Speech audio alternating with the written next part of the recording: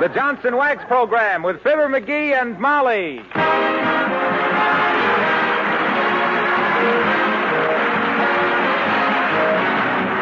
The makers of Johnson's Wax and Johnson's Self-Polishing Glow Coat present Fibber McGee and Molly, written by Don Quinn, with songs by Martha Tilton and the King's Men, and music by Billy Mills. The show opens with Great Day.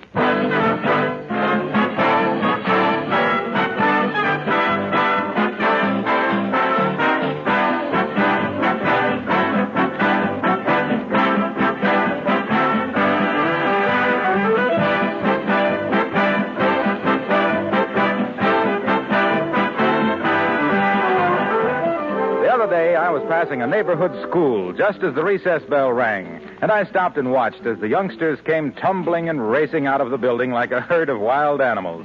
Do you know what I thought about first? The abused floors in that school, and what a job it must be to protect them against that daily onslaught and keep them nice looking.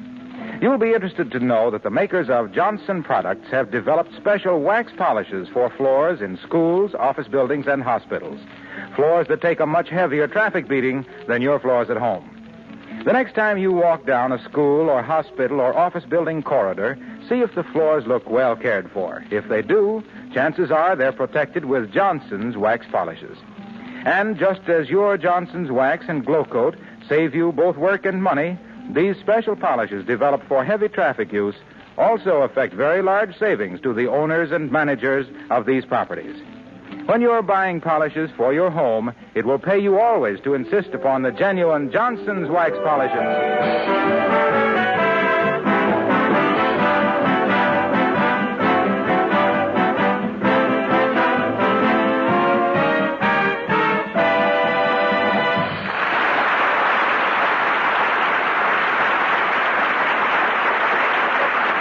Have you ever stood in your front door for half an hour saying goodbye to a visitor who wouldn't go home? Exasperating, isn't it?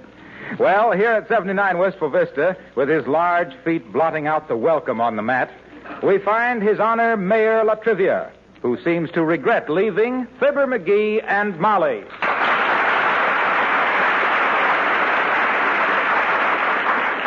Good night, Mayor LaTrivia. Good night, Mayor. So nice of you to drop in. Not at all, Mrs. McGee. I'm only sorry your husband won't take the job. You're sure you won't reconsider, McGee? No, I'm sorry, LaTrivia. I may be the right man for the office and all that, and I'd like to serve the city, but my time is so valuable. Being all took up with Chamber of Commerce work. Yeah, and besides, what does he know about catching dogs? Well, all right, if that's final, McGee. Good night to you both, and... Oh, my goodness, my briefcase. I left it on the coffee table, I believe. Oh, wait here, Trivial. I'll get it. Let me take a second. Right here on the table. Here should be right here. Here's your briefcase, Trivial. I'll come and see us again sometime. Thank you, I will. Good night, Mrs. McGee. I've enjoyed this visit very much. Good night, Your Honor. I hope... Oh, sure. Come in. Hello there, kids. Oh, hello, Mr. Mayor. Good evening. Glad to see you, but I must be going. Hey, wait a minute. But I got the sale interest you, too, Mayor. Well, I suppose I can wait one more minute and hear what this gentleman has to say. What gentleman? Who, me? Oh. Well, here's the proposition, kids. And, Mr. Mayor, I'm selling chances on a turkey for Thanksgiving. Oh, no. I don't like those things. In the first place, I never gamble. And besides, every time I do it, I lose. Besides, you got to wait too long to see if you win. Or not. Not on this one, Johnny. Draw a number, and if it's the lucky one, I'll tell you right away. How's about it? Only 2 bits. Here, I'll take one. Well, all right, so will I. Well, now you've talked me into it. Give me one, too, old-timer. Okay. One for you, daughter, Mr. Mayor. All right, Johnny, open them up. Okay. Call your numbers, kids. 27. 85. 207-540-78. Hey, give me that. That's my Social Security card. Here's your number, Johnny. 17. Well, did any of us win? Nope. The winning number was 33. But the first fellow to take a chance this morning got that and won the turkey. Kind of taking all the element of luck out of it, you might say. So don't feel bad about gambling, daughter. You never had a chance anyway.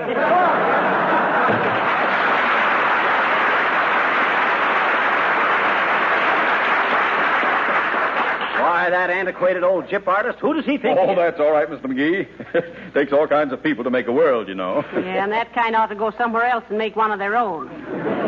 Must you be rushing off so soon, Mr. Mayor? Yes, Mrs. McGee, I have an appointment with a Miss Meach, a knitting expert. Oh, you taking lessons, LaTrivia? Oh, no. No, she's making an Afghan for an aunt of mine for Christmas. Go on, how can anybody knit an ash can? No, he said Afghan, McGee. Huh? Afghan. It's a kind of a muffler for your hips. Well, that's very good, Mrs. McGee. That's very good. Yes, I thought so. But as I say, I have an appointment, so I'll just be... by the way, do you know where Miss Meach lives? It's in the neighborhood. Meach? Meach? Never heard of her, LaTrivia. Nor I. Oh, dear. Well, may I see your telephone book a moment? I'll look it up. It's right there under the hall table, Mr. Mayor. Oh, thank you. Thank you so much. Let me see. Hey, Molly, ain't he ever going to get out of here? What can we do? We can't very well take him by the nape of the neck and throw him down the front steps, can we? Maybe not, but you're putting some awful evil thoughts in my curly little head.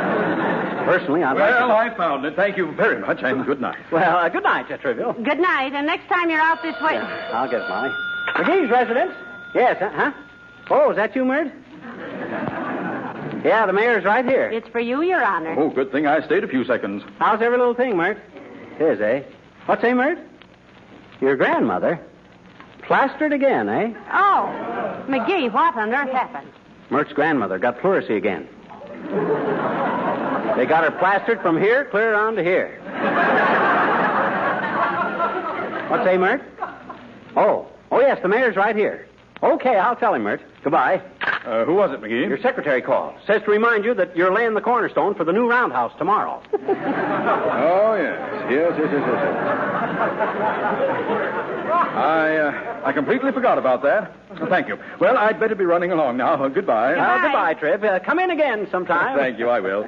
I'll be past here again next week in connection with paving the alley back of your house. Oh, yes, it's in terrible shape now. Oh. You can even see big holes in it from our kitchen window. No. Oh, sure you can. I look My goodness, I never really... Oh. Do you mind if I look? Why, no, not at all, Mr. Mayor. Right this way and through the hall here. Oh, well, that guy here. I know one way to get rid of a guy like that, but somebody's sure to find the body. Well, I simply must be getting downtown, Mrs. McGee. I'm afraid I've overstayed my visit a trifle. I feel like the man who came to dinner. Yeah, he broke his leg on the way out, didn't he? Here, let me help you down the steps, LaTrivia. No, never mind. I can make it. Good night, Mrs. McGee. Good night again. Good night, old man. Anytime you're down at the City Hall, I hope... What's the matter? Is there no hope down at the City Hall? You have a visitor, Mrs. McGee. A lady is coming up the walk. Lady's coming up? No. Uh-oh.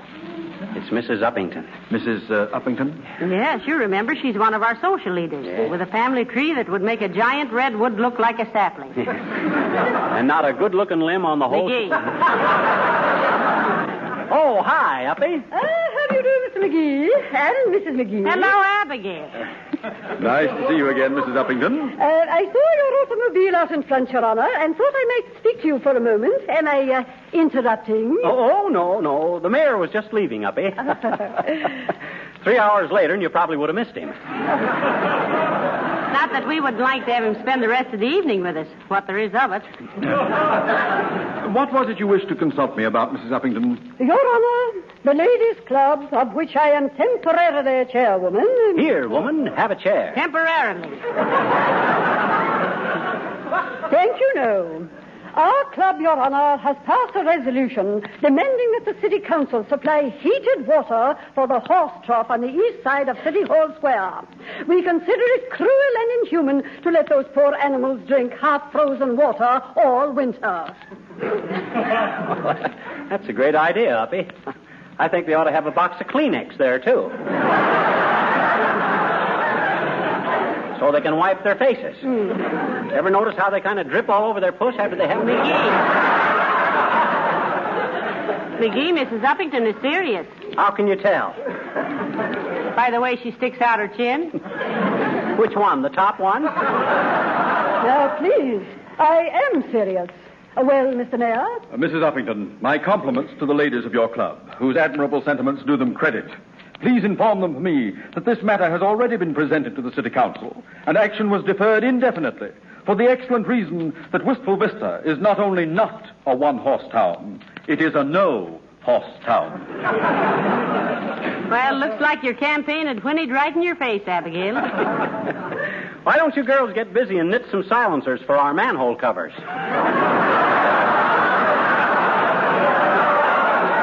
Mr. McGee, I bitterly resent your derisive attitude. It is a situation which demands immediate action. But, madam, in a community which lacks horses, But we have foreseen that difficulty, Mr. Mayor, and have collected the sum of $87 toward the purchase of a horse. Here, take it. Oh, and now perhaps we girls can sleep of nights knowing that the poor frozen animal, when we get it, can drink his fill of nice, warm water. Oh, thank you, Mr. Mayor.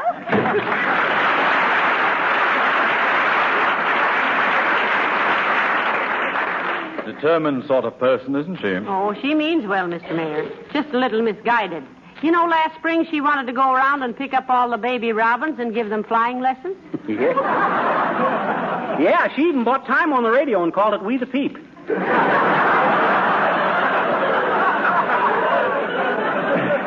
Oh, yes, I remember it. Laid an egg. Oh, well, I simply must be trotting along. Thank you for a very pleasant visit. Oh, not at all, LaTrivia. Glad you dropped in. Well, so long. Goodbye, Mr. Mayor. Goodbye. Goodbye, Mayor. Molly. Hello, Fibber. Oh, hello, Mr. Mayor. Don't delay the mayor, Wilcox. He's anxious to be on his way. Yes, we're nearly desperate. The mayor has desperately been trying to leave for an hour now, haven't you, Your Honor? Indeed, I have, Mrs. McGee, but I'm glad Mr. Wilcox dropped in. I did wish to see him. Well, we might as well go back into the living room, folks. I've been leaning against this jam so long I can hardly hold my raspberries.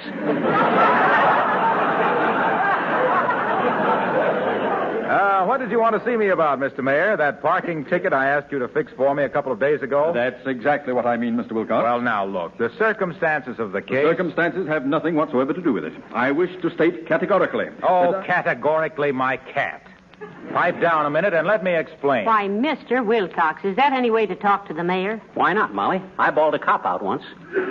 You did? I surely did. I never raised my voice while I was doing it, too, either.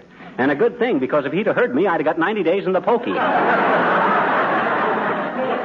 What's your excuse, Wilcox? Well, look, I got a rush call from a Mrs. Harrison. Yeah. She'd only been married a week, and she was all upset, practically crying. Oh, is that so? Her husband was bringing some friends home from the office, and her kitchen linoleum was a mess. Dull and lifeless, faded colors, dry and patchy looking. She was so ashamed of it, she was almost in tears. Nevertheless, parking next to a fire plug, Mr. Wilcox, is not... It was the only place to park. This was an emergency. I dashed out there with a can of Johnson's self-polishing glow coat. For these rescue parties, you ought to carry a little barrel of it around your neck like a St. Bernard.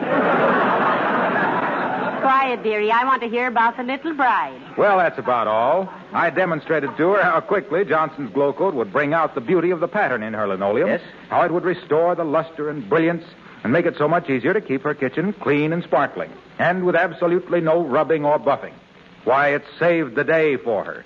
So you see, Your Honor, you can't let a measly little parking violation stand against the possible breaking up of a home, the wreck of a happy marriage, simply because... I'm sorry, Wilcox. I didn't understand the circumstances. You may forget the matter on one condition. I know, that I be more careful in the future. No, that you dash out and show my housekeeper about glow coat. My linoleum has got more cracks than the first 5 minutes of Bob Hope.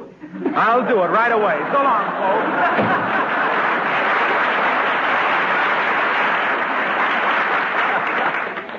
That Wilcox is a great guy, LaTrivia. He's going places. How about you? Oh, yes. What am I thinking of? Excuse me for procrastinating my departure. Here's your briefcase, Mr. Mayor. Oh, thank you. And may I say that... Here's your hat. Thank you. And I wish to express Drop my... in again any time you're out this way, Mr. Mayor. Goodbye. Goodbye, and I only hope... Oh, not a bit of it, old man. Not a bit of it. So long now. Glad you dropped in. Things kind of get dull around here around midnight. Yes, they do. Kind of dry, too. Yes. I'm pretty dry myself. And may I trouble you for a glass of water before I leave, Mr. McGee? Why, of course, Your Honor. Just step out into the kitchen here and... Well, I'll be a monkey's uncle. If that guy takes any longer to pull his freight, he's going to hear it from the Interstate Commerce Commission. All the dead... Hi, Miss mister? Oh, hi, sis. Look, beat it and come back some other time, will you? Why? We got a visitor who we've been trying to get trying to get him out of here for 2 hours.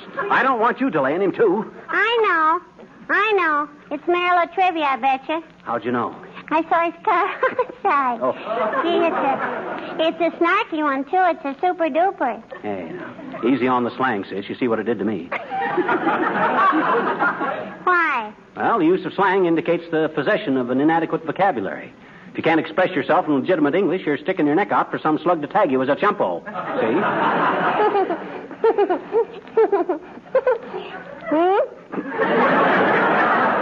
I said... My teacher says I'm dandy in English, I betcha. Oh, she does, eh? I said she does. That's what? Your teacher says you're dandy in English. Gee, does she? Ed read it. You just said she did. My teacher says I'm a dandy on colloquialisms, mister. How are you? Oh, I'm fine. How are you? I mean, how are you on colloquialisms? Okay. Well, I never went in much for athletics. I bet you don't even know what a colloquialism is, I bet you. Go on, everybody knows that. I'll bet you don't. I do, too. Oh, yeah?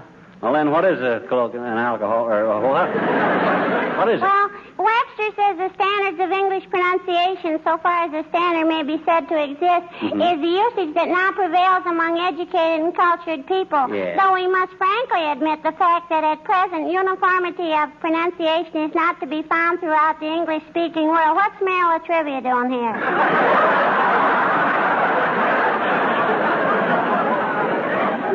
How did Webster ever hear about Mayor LaTrivia? Look, sis, please beat it. As it is, the mayor is sticking around here like honey on a hot cake. Like what? Like honey on a... I'm hungry. Oh, here's a quarter. Go get yourself a soda. Goodbye.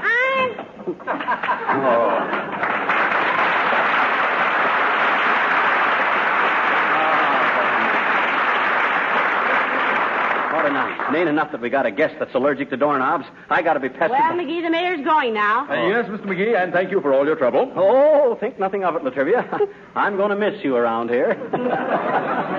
But if I do, I'll take another throw. Now, McGee, you know he's just kidding you, Ron. Yeah. Of course. Yeah. Quite a gusher. Yes. It's nice to have seen you. You needn't show me the door, Mrs. McGee. I know the way. All right, Mr. Mayor. Oh, no, not in there. Not that door, LaTrivia. Why, isn't this the front door?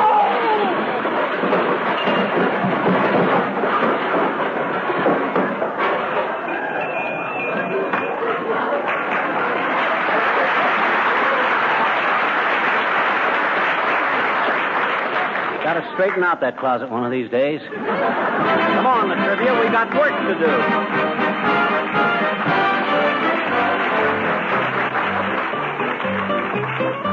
do. The King's Men sing...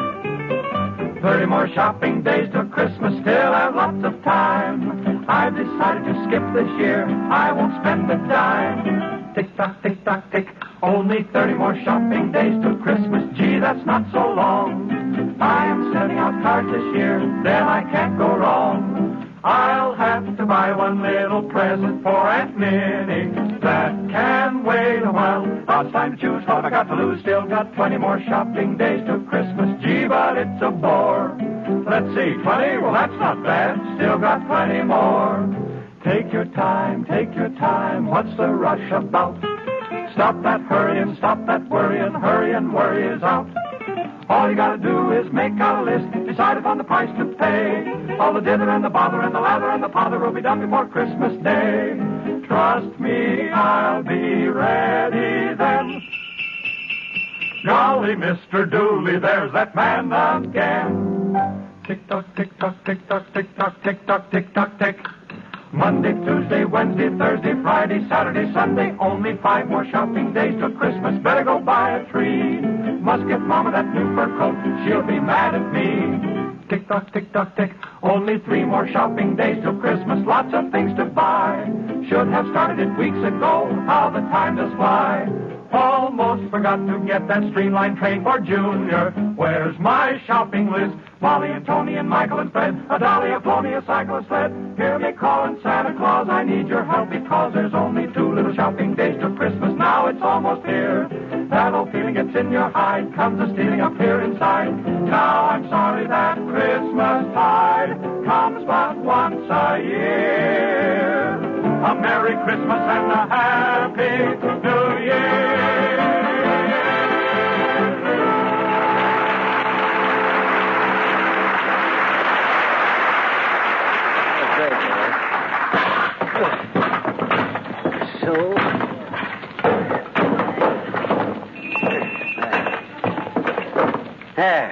Okay, LaTrivia.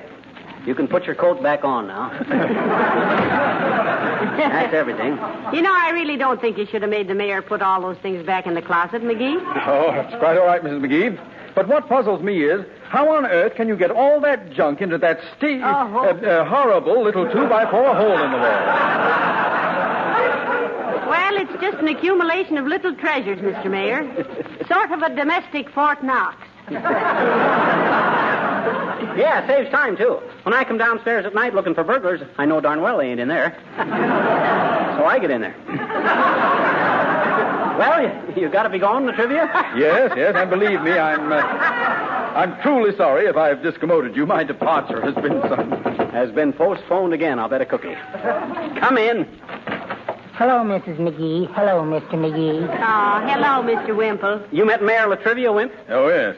Mr. Wimple wrote a poem in honor of my inauguration as mayor. Oh. Didn't you, Mr. Wimple? Indeed, I did, Your Honor. 2 verses and 27 choruses.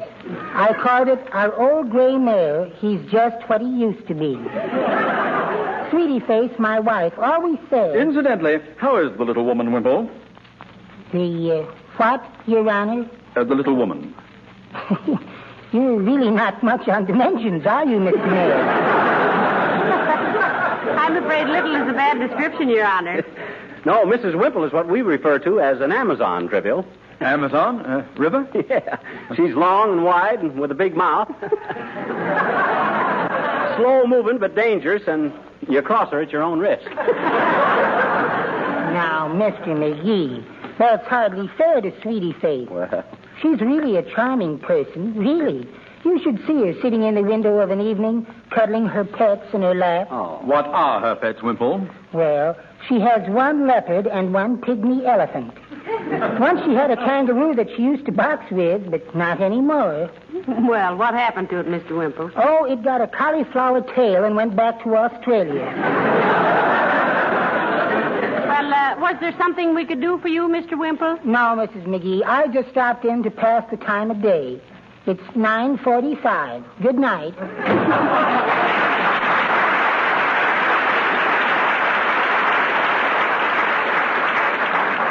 His wife must be quite a female. That, Mr. Mayor, is the understatement of the week. Yeah. She is to ordinary femininity what Colonna's mustache is to the fuzz on a peach. Well, it's certainly been pleasant meeting all your friends, but all good things must come to an end, you know. Yes, that's what the hickory switch said when it was carried into the woodshed. Yeah. Well, here's your hat and briefcase again, Your Honor. Thank you, and good night. You better get going, LaTrivia. It sounds like rain. And let us know when you're going to drop by again, and we'll build on a guest room. Oh, that's very funny. Oh, I'd better wait. It might be for me again. Why, certainly. Why should anybody be calling us here? Answer it, McGee. Okay. If it's for you, LaTrivia, shall I tell them you've left? Well, why should you tell them that? Oh, I don't know. I'm just a dreamer, I guess. McGee's residence. Who? Yes, he's here, but unless it's important, I don't want to... What say? Huh? Who? It is? Oh, my gosh. Hey, LaTrivia, your secretary's calling. Says the city hall is flooded. Flooded? Oh, my goodness. Tell her I'll be right down. Hello. He'll be right down. Goodbye. Come on, Molly. Where? Well, let's go with him and see if we can... Yes. Do come. Oh, this is terrible. Come on. He's flooded.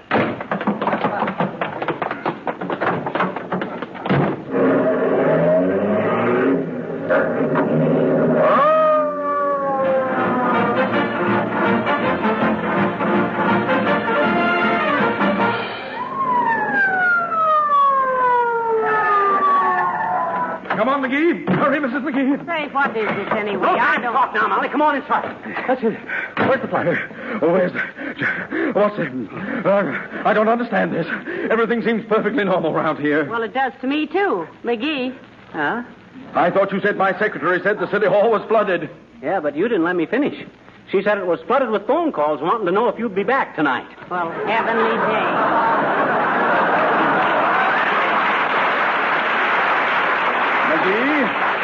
McGee, was this just a trick to get me out? Ah, LaTrivia, that's why you're such a wonderful mayor. You catch on like a burr on a beagle. Come on.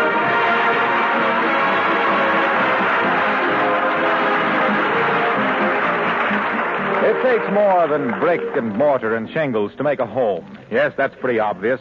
It's a thing every woman knows, especially if she's got children. You know, it's pretty important for children to like their home, to be proud of it and want to bring their friends there. How do smart women go about making their homes attractive? Not necessarily by spending a lot of money. No, you achieve that home-like quality by all the little things you do. The good taste you show in arranging your things. By adding the beauty and protection that wax polish offers with genuine Johnson's wax. The rich beauty that comes with regular application of Johnson's wax to your floors, furniture, and woodwork is impossible to obtain in any other way. It costs little, it saves much, both in wear and tear and in actual housework. Women who know call it protective housekeeping. And to play safe, they always buy the genuine Johnson's wax, paste, cream, or liquid.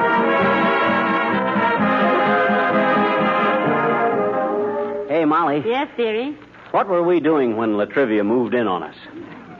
Planning our Thanksgiving dinner. Oh, yeah, Thanksgiving dinner. Did you get a big plump gobbler? 20 years ago, and this year he's going to eat chicken. Huh? Good night.